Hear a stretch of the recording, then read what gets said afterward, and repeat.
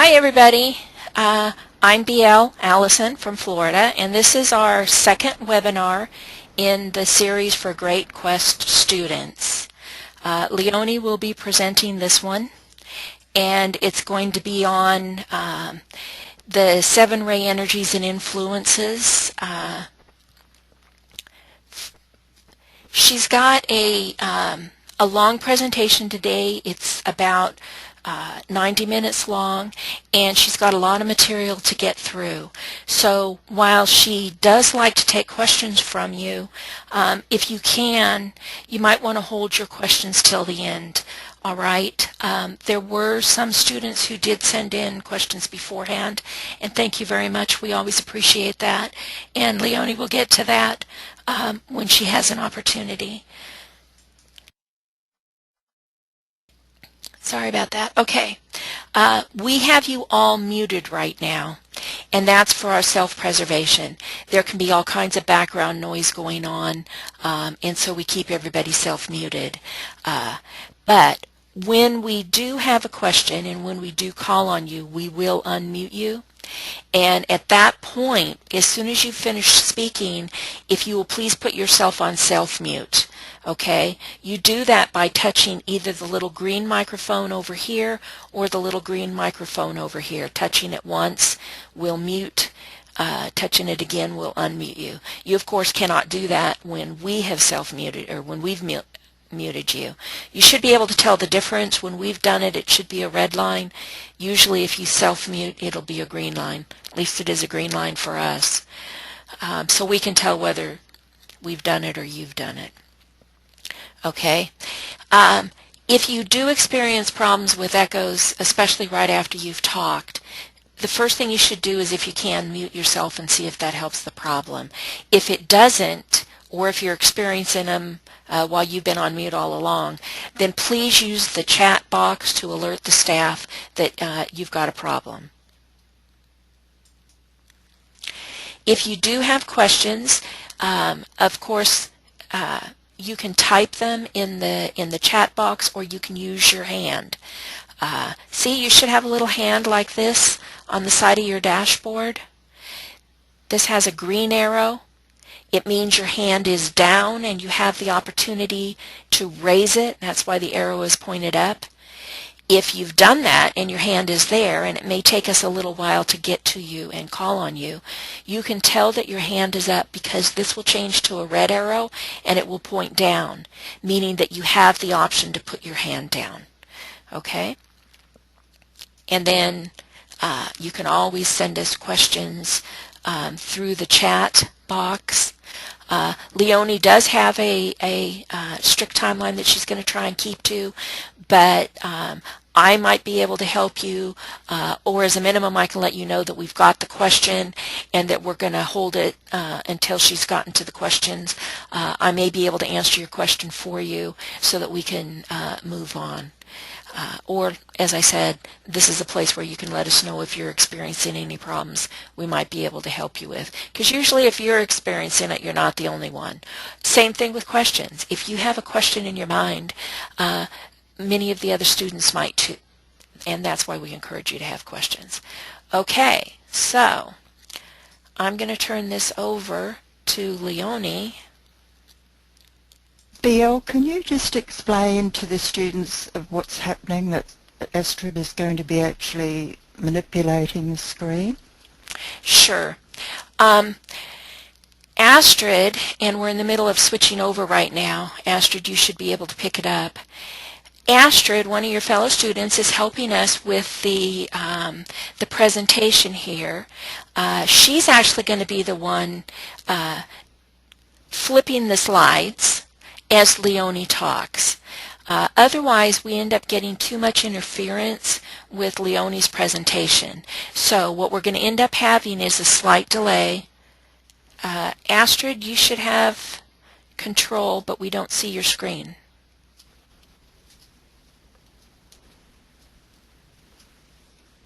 There we go. Thank you. So there's going to be a slight delay. You know, Leoni's going to say, next slide, please, and Astrid will flip it forward. But that's the procedure that we use, and it works out better for everybody. We hope. Okay, Leoni, over to you.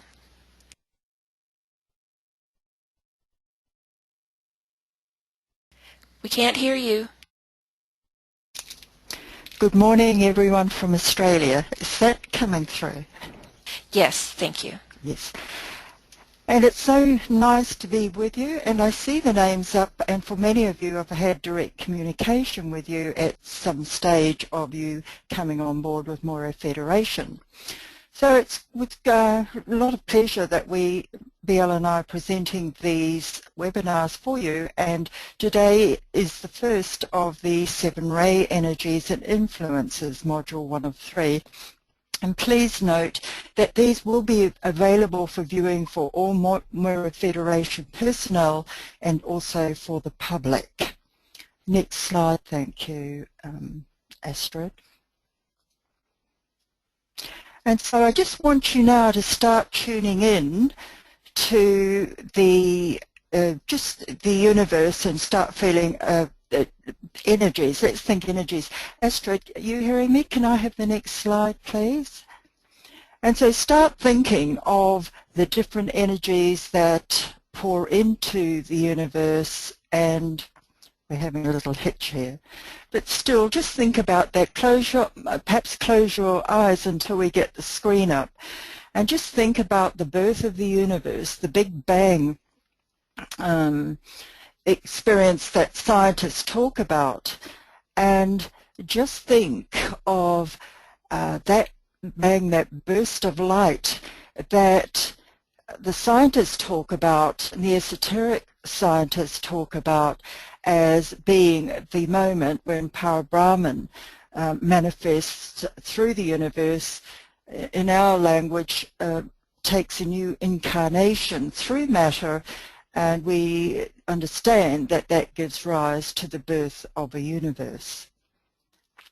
And so, and just imagine, if you will, a white triangle, and from that triangle a red triangle appears, and we've got the screen up now.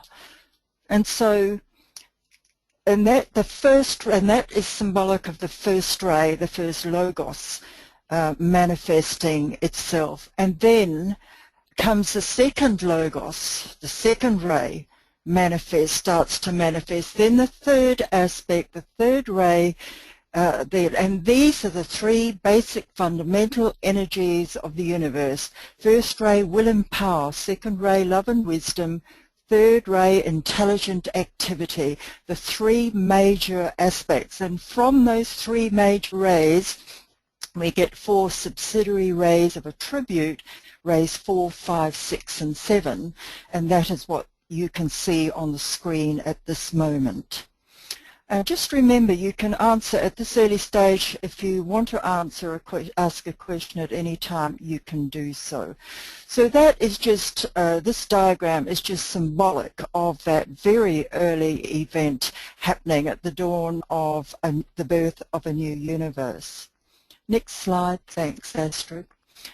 And so from that, those 7 rays flow out through the whole universe and through all the galaxies, and in our solar system they come through the Great Bear. The 7 rays working in our system originate from 7 stars in the Great Bear. And from those 7 stars, and you can see in the diagram that they're each different colors, each one representing a ray. So those stars in the Great Bear are like Mama Bear, Papa Bear for our solar system. And these rays flow out through the constellations, and you can see that the constellations in the circle flow on through the constellations to the planets, and the planets are the agents of the 7 rays. Each planet has a ray, it symbolizes a ray, and it distributes the ray to Earth and to us, and we are connected to those rays flowing in via our etheric body and the 7 major chakras in our etheric body, and we may be able to touch that at some later stage. I think in Module 5 we do the etheric body, don't we, BL? Oh, BL is muted. But we are connected directly to all these rays and energies flowing in by our 7 chakras, and right back to the source of life itself, the universal spirit, via our chakra system. The reason why some of us perhaps aren't as sensitive as others to the rays flowing in is because we have not developed those chakras and the ability, the inner mechanism that enables us to connect with these wonderful energies. Next slide, thanks, Astrid. And so that's how we're connected. It's most wonderful, I find, to have such a simple picture up, because it enables us to get that picture in our mind. Now, what I've done in this webinar is to group them. There are 3 major groupings of the rays. Just as we have spirit, soul, and body or intelligence, so we have 3 groupings of the rays. And the power rays, the hardline rays that you will see on the left of the slide, are the first ray of willpower and the second ray of ceremony, order, and magic. These lower 4 rays are triangles, are smaller, depicting them. That's because they're said to be reflections of their mother ray, mother-father ray. And so the 7th ray is a reflection and carries the power of the first ray. Likewise, if we move to the second group, we have the soul line, the feeling, emotional, soft rays. I should have put intuitive in there. This is the intuitive, feeling, emotional line of rays, the soft rays that are more akin to soul, whereas spirit rays 1 and 7 carry the fire, dynamic energy of spirit. These rays carry the softer, more inclusive energy of the soul or the spiritual soul. And so we have the primary ray of our solar system, the second ray of love, wisdom. And the reason that I say that it is the primary ray of our solar system is because it is said that our solar logos, God for us in our solar system, that is his major ray. And so from the love wisdom ray, we have reflected the 4th ray of harmony through conflict and the 6th ray of idealism and devotion. So these are the softer, more feeling, intuitive line of rays, and many of us will really identify with these rays because most of humanity have an astral body on the 6th ray and have a mind body. Many of us have our minds on that 4th ray, and many of us have our soul rays on the 2nd love wisdom line. So it's quite wonderful. So a lot of people have in this webinar, and just generally one would think would have quite an affinity with this line of rays. And then the 3rd grouping is the intelligent thinking rays, also called hardline. And we have there the 3rd ray of intelligent activity and its reflection, the 5th ray of concrete mind and science. So it will help you with your understanding with the rays and trying to grasp, put them in their different categories if you think of them in these 3 groupings. Okay, next slide, thank you, Astrid. And so this is a really good chart in that it points out the ray chart or the rays, personal rays that we have. And firstly, we have a monadic ray, and I've grayed that out because it is our essential ray of life that connects us to deity or God or to the universal life. And so we don't really discover that until a very advanced stage, technically the third initiation of enlightenment. Up until then, we're still trying to understand and get to grips with our more personal rays of physical, emotional, mind ray, and once we start getting to grip with that, we try and discover what our personality ray might be. And for many people, that personality ray might not yet be in existence, because it is only when the mind ray or the mind body is really starting to work and be functional and start to really be able to analyze and think logically. And so that it's when that starts to become powerful, the mind, it goes into war for a period with the emotions, because for a long time there is a battle between the mind and will of a person and what their desire, emotional part of their nature wants to do. And we will all identify with that, because it is a struggle for all of us. And of course this is a great test for us on the path. What is stronger in our life? Sometimes it's the emotional body and the emotional ray, or it might be the mind ray.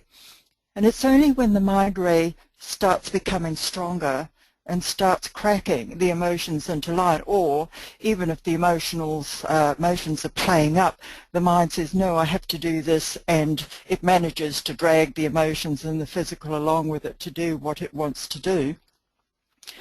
When that starts to happen, it means that the personality ray is starting to form, because the mind is starting to crack the lower rays into alignment and bring them into some fusion.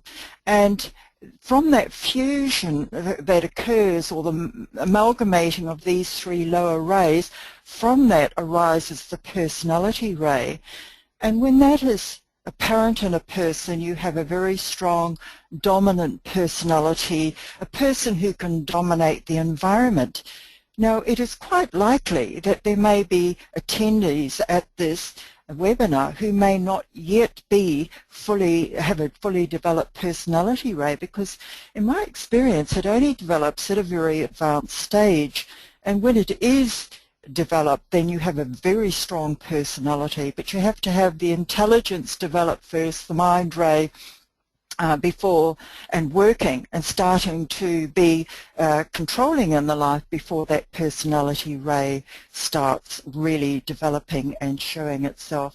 And then at some stage the soul ray then starts to become influential. For the average person who has not developed the personality ray and is still trying to develop the mind, or maybe most of humanity is still working through the emotional ray, because they haven't got up to these higher levels, and so they're not really cognizant or consciously in touch with their soul ray. And so trying to find the soul ray or the personality ray in somebody who's still functioning down at the level of the emotional body, well, it's just not present, and you just won't be able to find it. So that's the chart. It takes quite a lot of pondering, and in your first lesson in Great Quest 1, in the consciousness levels, try and link those different levels that you are given instruction about with this diagram and what I'm talking about. And if you take that effort and do that, you'll really enrich your understanding of these rays and how they work through our bodies and how they start to show themselves, and that's really a very important part when we start of our studies, when we start to work with the rays. Next slide. Thanks, Astrid. And so what we ask, well, the question is asked often, well, what use is this to me? And so, and how do we work with the rays? Well, first, once you understand the rays and what they mean and the type of energies they carry, then start to observe the rays in nature, in the world and others. And if you're very interested in this, and you will start to see that different people are really demonstrating different ways. And why this is great, I'll go to point 3 in this slide.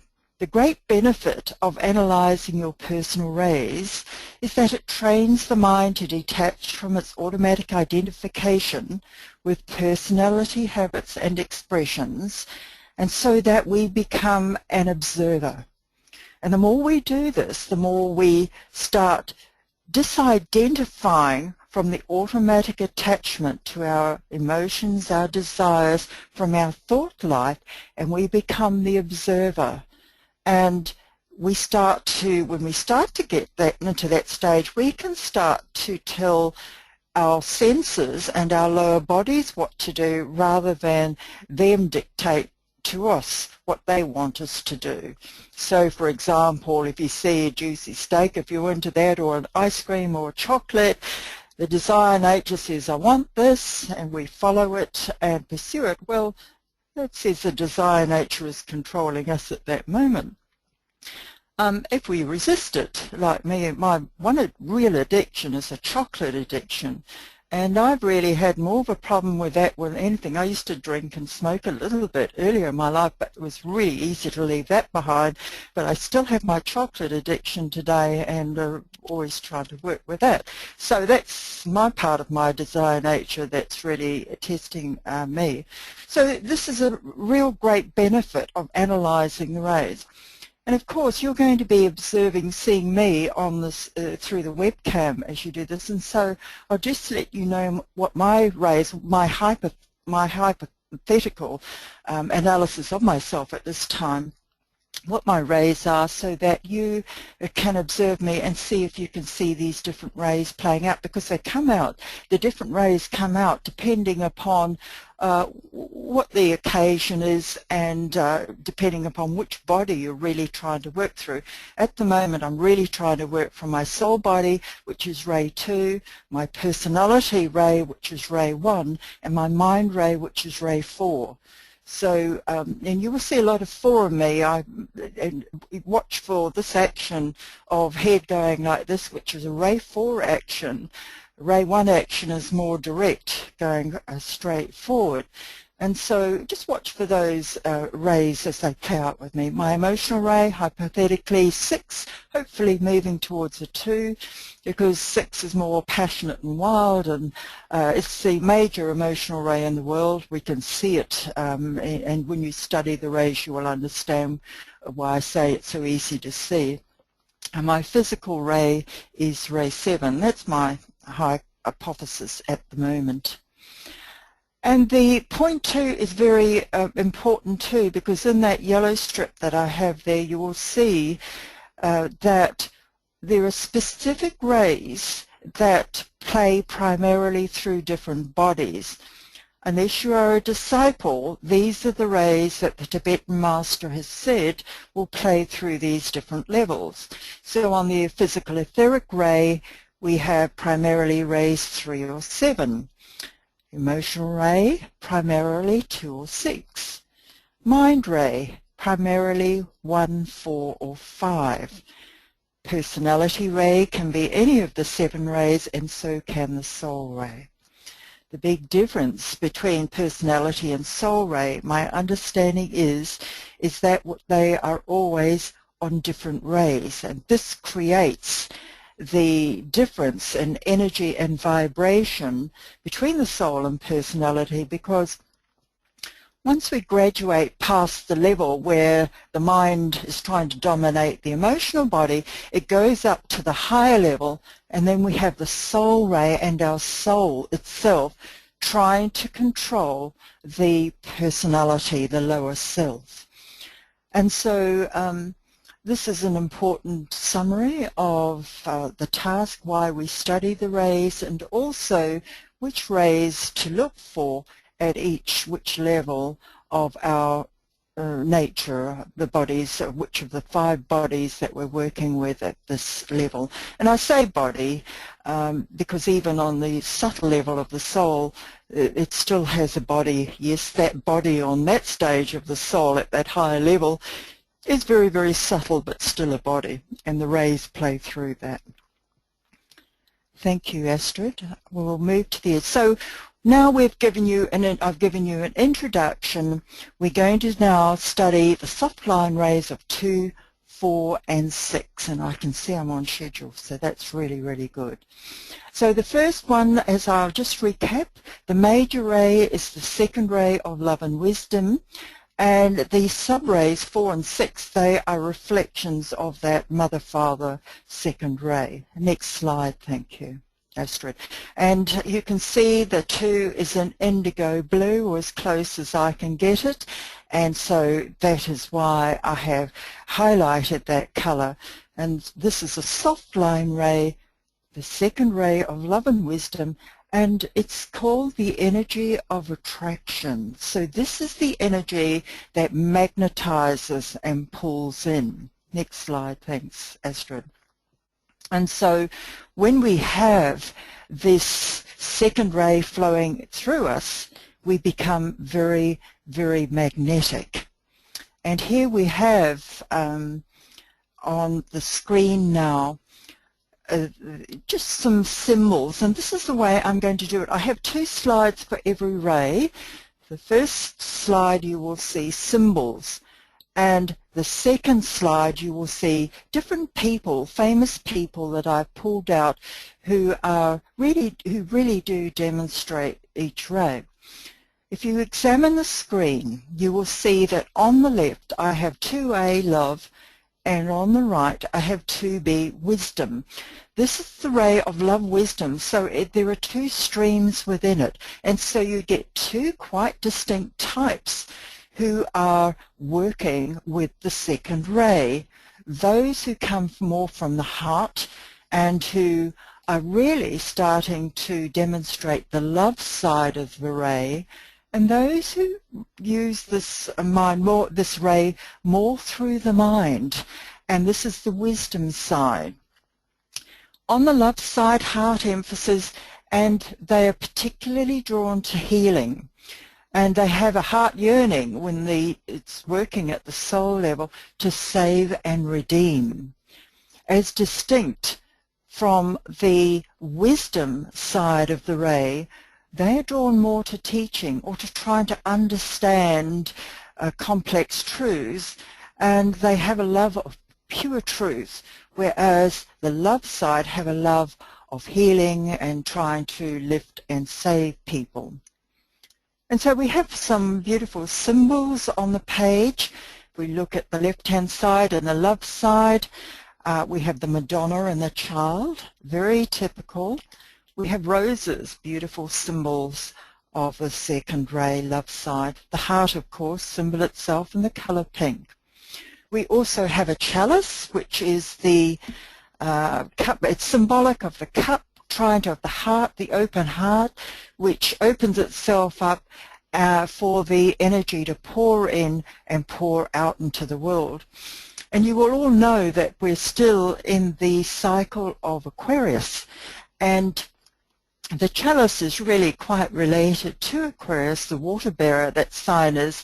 And so the water bearer is pouring its energy out, and the second ray flows through Aquarius, through Jupiter, one of the higher rulers, and pours out to us. And those of us who are opening up our heart chakras, well, then our chalice is starting to open up, and we are recipients not only of the second ray, but of energies that come from Aquarius, higher energies. And so that chalice is a very important symbol of the second ray, and especially the love side. And then I also have the lotus up there, up the top, and the lovers as well. They're very symbolic, of course, of the love side. On the wisdom side, we have the owl, the book of knowledge, and the wise man, very symbolic of the wisdom side. And so most of us will have this second ray in us somewhere, and many of us will have it as our soul ray. And one of the things that you will be having to ask yourself as you start to identify the second ray within yourself is, which line am I on? Am I on the love line, or am I on the wisdom line? Am I more on the line of the Christ, the healing line, or more on the line of the Buddha, the wisdom line? So we have Leonie, these two. Yes? excuse me, you have a Yes? question from Brenda. She wants to know, is it possible to have both A and B equally? Um, well, that's a very testing question, Brenda. Thank you.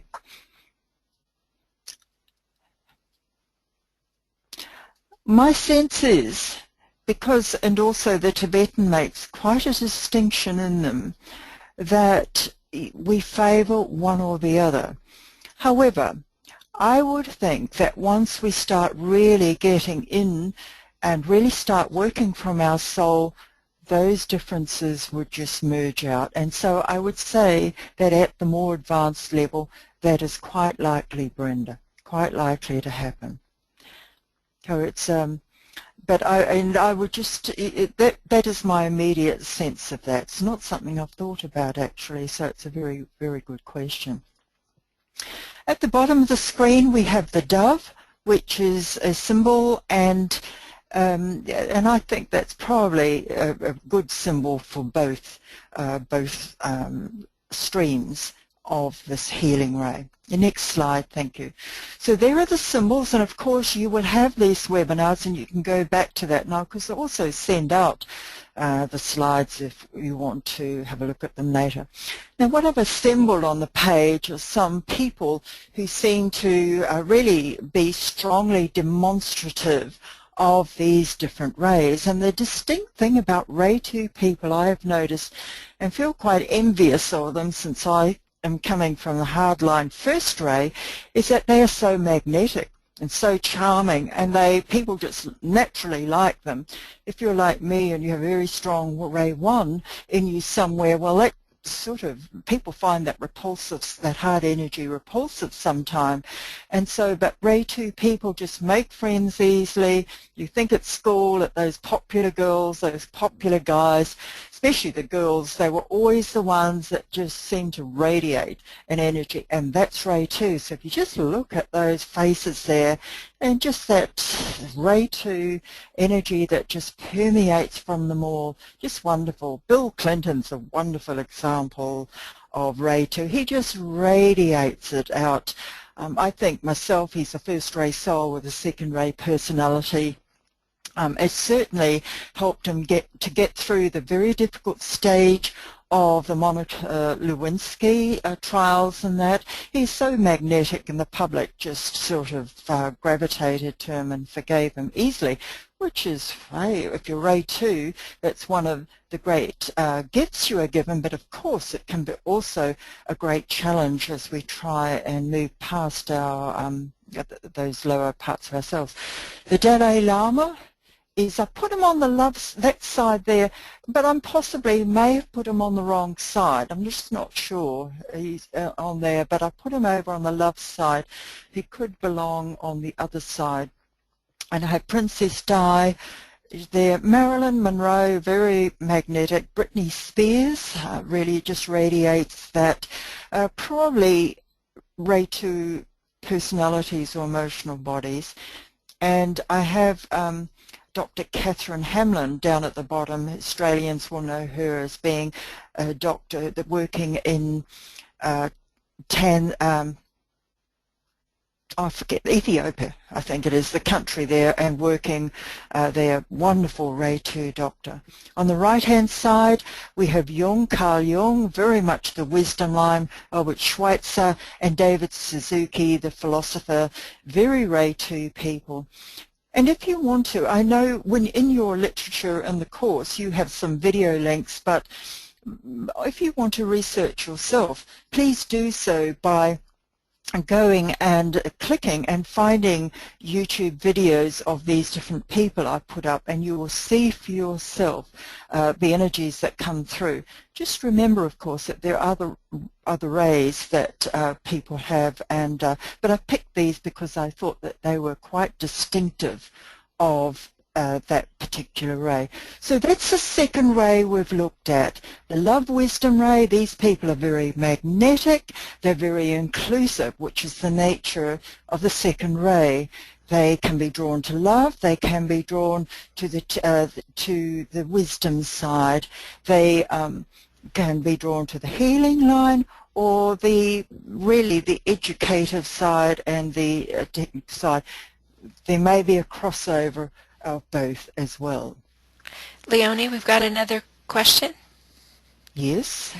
Can the soul and personality, this is from Heather, sorry, can soul and personality be on the same ray? For instance, soul on the love side and personality on the wisdom. The question really is, can you have a ray 2 soul and a ray 2 personality? If that's not correct, then correct me.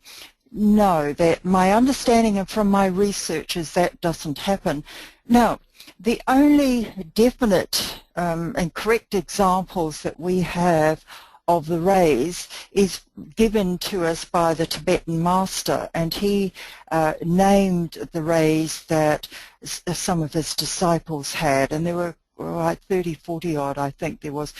Not once was there ever did any of the disciples have their soul ray and their personality ray on the same ray. And so based on that and based on other things that he has said, I'm following the line. I can be corrected at some stage, but up until now my research has shown me that those two rays, personality and soul, will be on different rays. They can be 2 or 6, 6 or 2, or 1 and 3, 1 and 7 on the same power, love, intelligence ray, but definitely amongst the 7 rays they are different. And I hope that answers your question. All right, so that's the second ray, and I'm on track for that. So if we now are thinking we're going to move to one of the sub-rays now, and just remember as we move on that these next 2 rays carry an aspect of this second ray in them. If we could move through the 4th ray now, thank you. And so the color of the 4th ray is yellow. Many people in humanity have their mental bodies on this 4th ray. It is called the ray of harmony through conflict. It is a very feeling, intuitive ray, and the energy of it goes from side to side, whereas the second ray is inclusive and could perhaps the symbol of the sun and of a circle is a wonderful symbol. The symbol for the 4th ray is really something like a domino that goes backwards and forwards. The second ray, harmony through conflict. Next ray, thank you. And so the great test of this ray is to try and bring harmony out of conflict. And by the way, this is the major ray that rules humanity as a whole. So we will all be very, very familiar with this ray, and we will, of course, see so much of this ray playing out on Earth. So you can see in the background I've got this beautiful scenery, absolutely beautiful scenery of nature, and there we have in nature the beauty of nature, ray 4 playing that out. But also, of course, in nature we have the great conflict, which I haven't shown on here, but the conflict between the species, the great battle that takes place in the, for example, in the animal kingdom, how animals prey on each other and fight on each other. In the insect kingdom, there's great warfare and conflict taking place, and it just seems to be through the evolution of the species that we evolve through so much through conflict and through warfare at some level or another. And so I've got here, the writing I've got here, ray 4, feeling, energy of harmony through conflict, emotional, intuitive mind, warriorship, grows through, ray 4 people grow through constant agonizing, crisis, struggle, bridging, reconciling tendencies, love of beauty, drama, art, entertaining, creativity. All these are adjectives and words for the 4th ray. In the pictures, I have the yin-yang symbol, the happy mask and the sad mask, and the bridge, which is really a very good symbol for the fourth ray because it is the bridging ray. It is the ray that bridges us with the three higher rays of aspect and the three lower rays of attribute. So this is the ray of attribute. We have there the ray conflict shown there, and of course that is so demonstrative of humanity. It's so much of its history, as we always seem to have wars breaking out, conflict breaking out, right from the personal level within ourselves, in our relationships, with our neighbours, with those who are a different culture, a different religion, and right playing up into the collectives in races and that. And so Ray 4, we can see it so strongly playing within us on an individual and collective level. And this is why the fourth ray would really need to understand it and its harmonizing side. And so humanity as a whole is being instructed to find that point of peace and harmony with them through conflict. So there will be many listening who really can so identify with this conflict. Don't our lives seem to be littered with those episodes and events in our lives when we seem to be in conflict? Then we find a point of peace or harmony temporarily. Once we find that peace, we go into another event where there is another conflict, and we have to resolve that, and we find a point of peace and harmony. And as we go on with all these tests and experiments that we're taken through in our life, so it is that we are growing in our understanding, we are integrating our consciousness, we are becoming more adept at being able to navigate our way through those conflicting situations so that we can move through it more skillfully and in a more mediatory role rather than a agitating, conflicting role. One of the things I know with myself, having the warlike fourth ray mind, first ray aggressive personality, and the sixth ray fiery emotional, I always seem to be triggering something in other people, conflict. And so very definitely in my life I've been in the wars of fire and conflict, and now that I'm getting towards the end of this life and that last third of life, one of the wonderful things about it is you've been doing in the inner work is that you really are starting to find a point of harmony and peace, and it's really nice to be able to be at this point in my life and look back and see how it seemed to be so hard back then to harmonize situations, and now it's so much easier. And so it's a test for all of us and for every other human being, because it doesn't matter what ray we're on, we are a unit in the organism called humanity, and so we all at one level or another are influenced by this ray. The next slide, thanks Astrid. And so we come and have a look at some of the famous personalities. It is the ray of artists. Artists can be on any ray, but it is the ray of entertainment, and that so you do get a plethora of artists on this ray, and I've given some of the famous ones there. Da Vinci and Michelangelo, great probably fourth ray souls. Andrew Lloyd Webber, great. Watch his webinars when he talks on, I think he's a fourth ray personality. He just radiates the fourth ray. Michael Robbins, if you've watched him on his videos, he has a fourth ray personality as well. A very mobile face. They often have a very mobile face. Billy Connolly, the wonderful comedian, if you've watched him, very, very mobile faces and very demonstrative. And that is the fourth ray in action. Very, very colourful.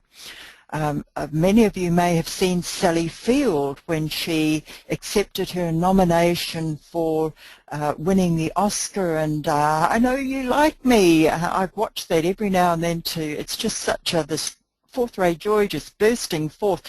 So fourth ray. And we have Frida Kahlo, the great artist, down below, Judy Holliday singing out the blues, and Judy Garland, really such a great demonstration for observers of the fourth ray to see that agonizing side of it, because that is so typical of the fourth ray. You reach the heights and you drop to the depths. So anyone who's a very powerful fourth ray in them and has not yet found that balance often find themselves struggling very much between those heights and depths that the fourth ray puts us in touch with, and very often, have great trouble getting out of the depths of it. And we have many examples in the world today of people who are becoming depressed, suicidal, and that. And often I think that this fourth ray is very strong in their psychology somewhere. And so we have a list of traits there with it. So this is the fourth ray. Very emotional people, sensitive people, very intuitive. Fourth ray minds are very intuitive. The other mind ray, fifth ray mind, they're much more technical, intellectual, logical. Fourth ray minds have difficulty sometimes formulating clear thought forms, because this is a picture-making mind and it tends to look at images and then try and understand it. The right brain is stronger than the left brain, and so the right brain comes to the fore and then the left brain follows. What do I make of this? And so the right brain is a different way. The fifth ray mind more has left brain, so the logical side comes up more prominently. And all you fourth ray people, mind people out there, the more right brain, colourful, intuitive side would be stronger. All right, so that is the fourth ray. If we could move to the next slide, then please. So we're moving now from the fourth ray to the true opposite ray of the second ray. This is sometimes called the lower love ray. It is human love, the sixth ray, as distinct from the higher, more inclusive spiritual love of the second ray. It doesn't mean to say that if you have the second ray in you strongly, you're loving like a soul. It doesn't mean that at all.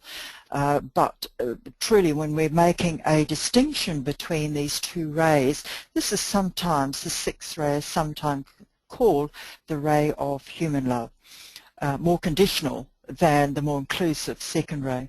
So we have the sixth ray of devotion and idealism. Start to think of the fire of devotion and idealism. A lot of us will have this ray in them. Next ray, thank you. And let's look at some of the symbols of this ray, and we will see that there in the middle is wonderful, is the sixth ray person, I think myself, just opening up his heart to the universe in devotion to God, to the universe. And so some of the qualities: intense emotions, feelings, self-sacrificial ardor, the great martyrs of the biblical area, of all the religious denominations have the sixth ray in them somewhere. Loyal, faithful, pure, good, self-sacrificing, earnest, sincere. I've got the higher qualities there. If at the bottom you have a look, I've got the Ku Klux Klan down there, because the opposite side of that, of the sixth ray, are those mobs and groups that are driven by their emotions and by their devotion, by the ideal of whatever it is. And in the case of the Ku Klux Klan, they have very narrow ideals, very narrow vision of what's right and what's wrong. And the sixth ray, one of the things saying for people on it is either my way or the highway. There can be a first ray thing as well, but in sixth ray it's either my God or no God. Sixth ray people go out into the world and they try and convert everybody, and I'm not talking about the more advanced there, I'm talking more about how it plays out through the personality level. And so you've got these six-ray devotees who go out, and rightfully, because this is the way they serve, and try and put people in touch with their six-ray. I remember I used to do this when I first found, and we probably all have done this, six-ray astral body. And I remember when I first found the esoteric teachings, I joined the Theosophical Society first, and then found the Bailey books and that, and I was absolutely, was so wondrous to find all this information and this knowledge in these teachings that had so represented what was in my heart and my mind, because Orthodox religion, I came from a fundamentalist church, did not have these wondrous teachings, and so I used to go and buy all these books, expensive books, and give them to all my family. And I stopped doing that when I found these expensive books just being dumped in users' doorstops and just being thrown unopened in different places, and I learned a real lesson of that. And so I think we probably, if there are any like me, you've probably all been through that, but that is what the sixth ray is like. I have found this truth, my God, and I want to share it with anyone. Why would you not want to share it with me? It's so beautiful and so wondrous, and I want to share it with you. The lower side of that, of course, is if you can't relate to what I am feeling so wondrous about, I have no connection with you. I cannot identify with you, and on the lower level of the sixth ray, then you get these groups like Ku Klux Klan and ISIL coming out, these narrow fundamentalist religions coming out with their sword, and they go to out on the rampage to try and destroy the unbelievers. The interesting thing about religion in the Piscean age, it is ruled by Neptune and Mars, which are the two planets that carry the sixth ray.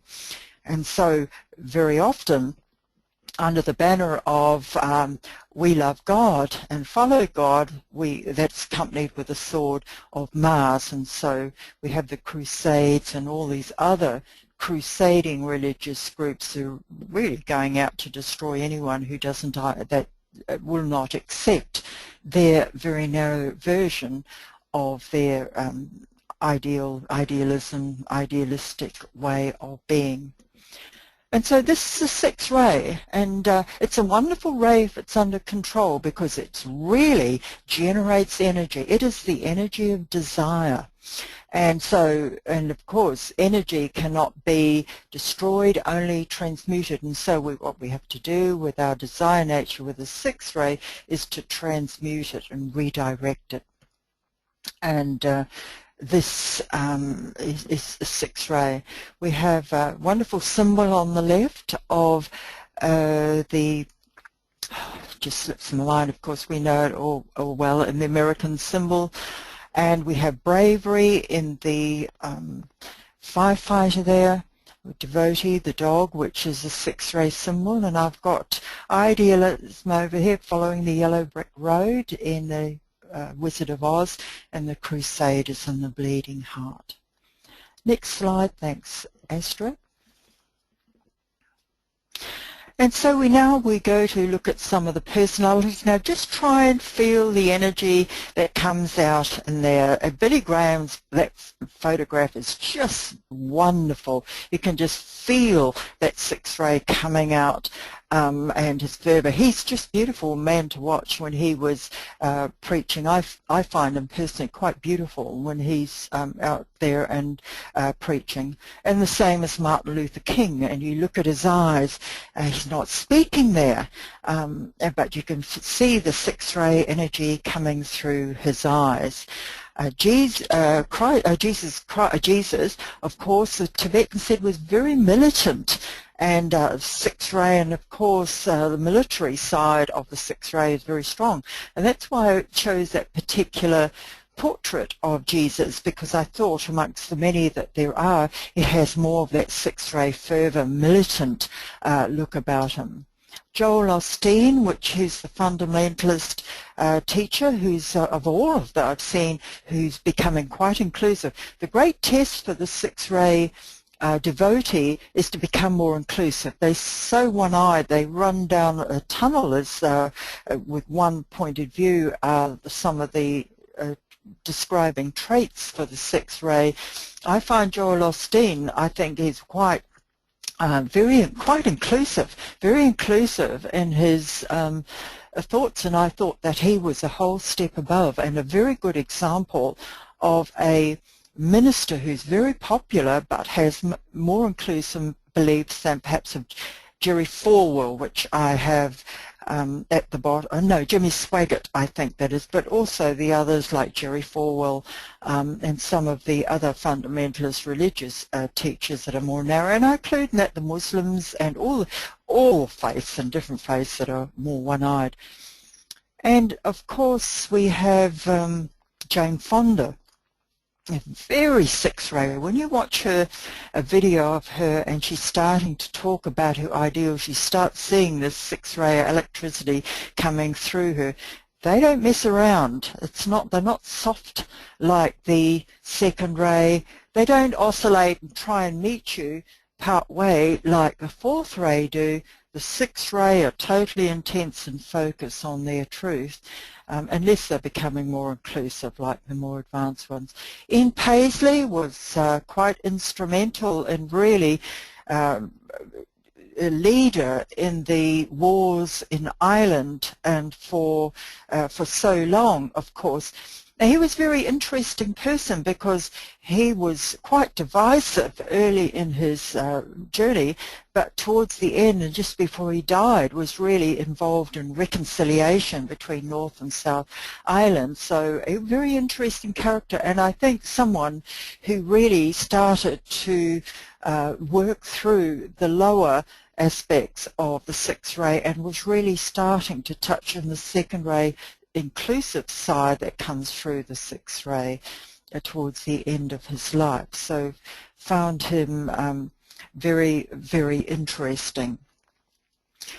And so that is the those are the sixth ray people and the slides, and I find I've been very good because we've come to the end of this I've really come to the end of my notes that I have here, and so I'd just like now to open us up all to some questions. And I think perhaps first I might ask is who can identify with one or other of these rays? Which ray do you identify and in what way? And it would be really nice if we could have some students who would come out and perhaps speak out. If you put your hand up, then you will be connected, and if you unmuted, and you'll be able to talk, and that would be something that would be very nice.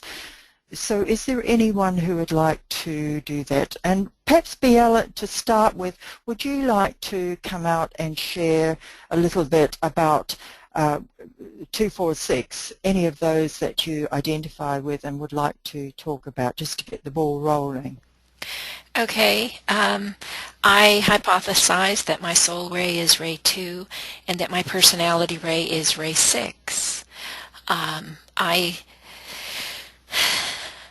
I thought it was a ray 5 for a while, but everybody convinced me that I'm very ray 6 in the way that I do things. I'm like that puppy dog. I'm loyal. I'm faithful. I guess I can be militant. There have been times when I've gotten very militant, and it was usually because of a cause. It was because I worked in personnel and someone's pay was being messed up because someone made a mistake, and to me that's unforgivable. Things like that. I'm passionate in the work that I do, and you see that in the enthusiasm that I have with my webinars. It is tempered somewhat by the soul ray, so I can be very quiet and nice in some respects. I think I'm very, very inclusive, so I think that part of the soul ray is mitigating some of the more negative things of a ray 6 personality. But I guess, I have a lot of that ray 6 fanaticism in me.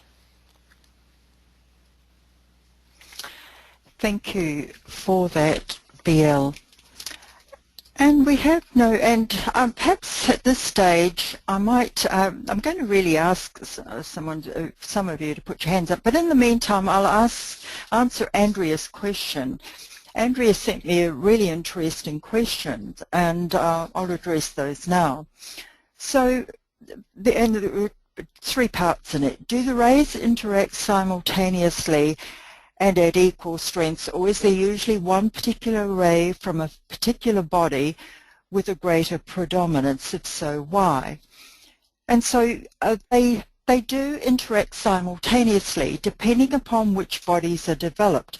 Now, each of our bodies, physical, emotional, mental, I'll just stay with those 3 at the moment, we're all in different stages of bringing them to development. And the interesting thing is most of humanity have only developed their physical and the emotional ray. The Tibetans said that most people are still focused in their emotional body, and so in most people the emotional ray will be the strongest, and we see that demonstrating out on the planet. People are just so emotional. And then as we start to develop the mind, and the Tibetans said the mind is rapidly coming into prominence, then we start to see the mind ray show out. So in people who are just really working at the emotional and physical level, you will just see 2 rays playing out. One ray playing out when they go around and do their daily things, and perhaps in the way their body looks, and their 6th ray, the emotional ray, primarily 6, as they express themselves emotionally. As the mind starts to become stronger, then you get this 3rd ray coming in, and just think of it like music.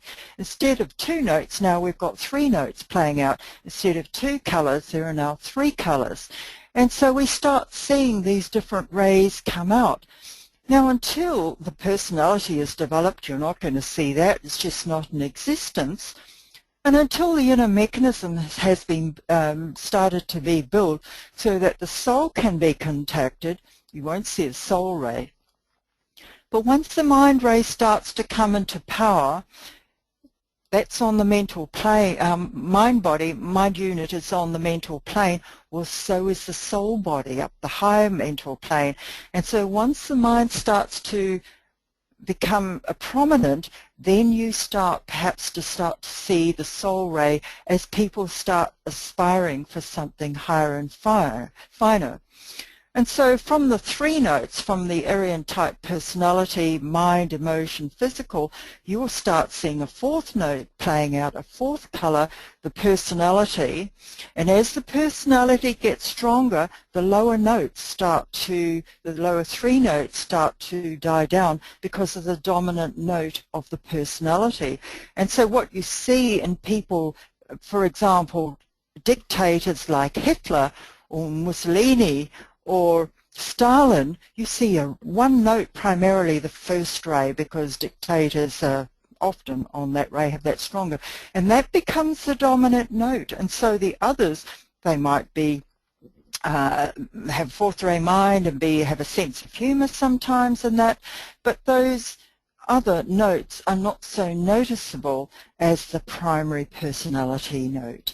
And then as the soul ray starts coming through, then you see this higher 5th note or 5th color coming through, and this starts playing through, and eventually these 2 primary notes or colors, the soul ray and the personality ray, they start to fight out, and very often that's what you see in the world. Like, for example, Bill Clinton primarily is demonstrating, in my opinion, Ray 1 and Ray 3. So you have his Ray 1 soul, he was a politician, and his Ray 2 personality. It's got these other rays in them, but you don't see them so obviously as we do those 2 rays. And then the next part of the question, when the soul takes control of its vehicles, therefore the ray energy which qualifies it, what happens to the other ray energies present? I think I've answered that. They are sort of absorbed. They're still there. Those lower bodies are functioning, but depending upon the note, the ray which is being dominant, they will be muted. Like, for example, in myself, I try very much to stay in my 2, 1, and 4th ray mind, and so when I'm really concentrating on something, you will see more of the 1st ray in me, but when I'm being relaxing and humorous, you see more of my 4th ray in me. But when I'm trying to be defensive or hold my ground, you will see a 1st ray in me. If I'm really teaching in teaching mode and calling on my soul ray, you will see the more inclusive 2nd ray. So in many people, you see these different colors playing through, depending upon which ray a person, which body a person is working through. The 3rd part of the question, how is it that the soul manifests its quality through the personality, which in turn has integrated 3 vehicles, assuming that the 2 are on different rays? Is it a matter of which ray predominates? And I think that I have answered that. And yes, eventually the personality ray dominates all the lower rays, and the soul ray dominates the personality ray at a very advanced stage of the path. So that's all the questions that I... We lost your... What happened? I'm sorry. So if, and just a moment, please. I'll just... Okay, we got a question. So, yes, I'm sorry. My husband was just asking me if I want a cup of tea. Oh. Yes, what is the question? We have a question from Merritt. Does the personality ray develop to any ray, or is it preset for each of us from the beginning just to be let through or found? I will answer it from a slightly different angle, and you tell me, Merritt, if I've answered your questions. My understanding is that the soul ray stays with us for aeons, for a very, very lifetime, many, many, many lifetimes, but our personality ray can change from life to life. So at each new incarnation, the soul will choose a new astrology sun sign to be born in, and the personality ray is associated with the sun sign, and so we change it from life to life. But however, in one life we stay with that same personality ray. It's really interesting from an astrological point of view.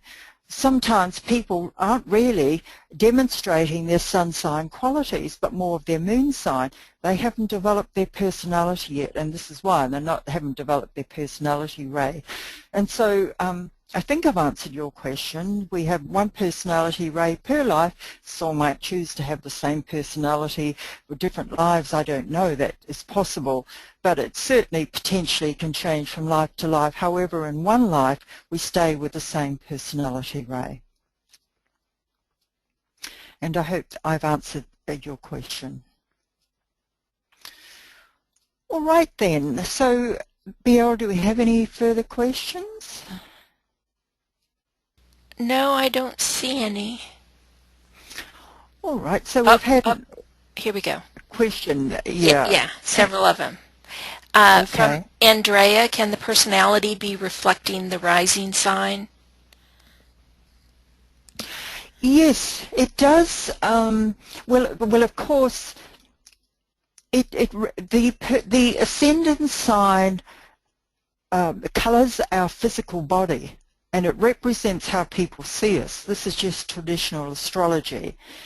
And so they can, just give me that question again, Biel. I'm not seeing the question here, so... Okay, can the personality be reflecting the rising sign? How about if I unmute Andrea and let her? Yeah, I'd rather hear them speak, actually. Okay, go ahead, Andrea. Okay, my question is, if the personality ray be reflected through the rising sign? Yes, thank you. Not traditionally. The personality ray is more reflective through the sun sign. However, as the great challenge for those who are advanced along the path is to bring their sun sign or personality ray into harmony with their ascendant sign or their soul ray. And so as people become more advanced, you will start to see a harmony between those two levels, between those two rays. But just traditionally, and to start off with, the ascendant sign is very distinct from the personality sun sign, unless of course the sun and ascendant happen to be in the same sign, and then of course you will see the same sort of energy and rays flowing through both. However, remember what I said before, that the personality ray and the soul ray are different, so there will be quite a distinction. Even if you've got the same rising sign and sun sign, you will still see distinct differences depending upon what the soul ray is and what the personality ray is. Okay, thank you. Thanks, Andrea, for asking that question. And is there anybody else? Yes, I'm going to unmute her. Heather has a question here. Does the soul ray remain the same throughout incarnations? Is that about your question, Heather? Yeah. Oh, thanks, Heather, and it's nice to speak to you. I think I said it before, they said aeons. Now, I'll just give you an overview of how it happens, because my understanding is that when we're just young in the humans, as a human soul, because you understand on the path of evolution, we evolve from being quite ignorant in terms of our development to very advanced, enlightened beings. And so there's a whole journey, and via all our incarnations, we gradually move up the ladder, if you can put it that way, in consciousness, gradually expanded. And so when we're young souls, I'll use that term, my understanding is that our soul ray will be on one of the minor rays, 4, 5, 6, or 7. And so we really learn, and those help us to really develop our different lower faculties, our senses and everything. But as we step onto the path, there are changes that happen. And so if your soul ray as a young soul has been on 4 or 6, then as you start to evolve and travel along the path, you start to move on to the second ray, and your soul does migrate onto the second ray, which is the mother-father ray of that line. If your soul ray as a young soul is on lines 3 or 5, then if you're on 5, you start to move towards the 3. Your soul will migrate off the 5th ray onto the 3rd ray. And eventually, my understanding is a very later stage, you can move from the 3rd ray to the 1st ray as a soul. And likewise, if you are a 7th ray soul, that as you get to the path, your soul will migrate from the sub-ray, the minor ray of the 7th ray in this case, onto the mother-father ray of the 1st ray. And so, but that doesn't happen until, well, I don't know, there's always a discussion, how many incarnations do we need to take to move from ignorance to enlightenment? Michael Robbins seems to think there are thousands of incarnations, and that, so I don't know, but, and so if that is true, for many of those thousands we're on, our soul ray will be on 4, 5, 6, or 7, but by the time we get to the stage we are all at and inquiring and aspiring for something higher, finer, if we haven't already moved to one of the major rays, 1, 2, or 3, we will be in the process of doing so. Does that answer your question, Heather? Yeah, that makes a lot of sense. Thank you. Good. All right. Any other questions? I don't see any hands, and I don't see any further questions in the question or chat box, so... All right, well, we'll bring it to a conclusion then. Just would invite everyone who has been attending, I just really enjoy it when I get questions, live questions, so in the next webinars we have, if you could just put your hand up at any stage, I really invite and enjoy the interaction with students, and that, so I would invite you all to do that and think of doing that in future webinars. But for now, I want to give thanks for all of you for attending this, and also a great thanks for those staff admin who've assisted me to put this on. So really enjoy yourself, your Sunday if you're on our side of the world, or your Saturday if you're on the other side of the world, and saying goodbye for now. Good night, everybody. Bye.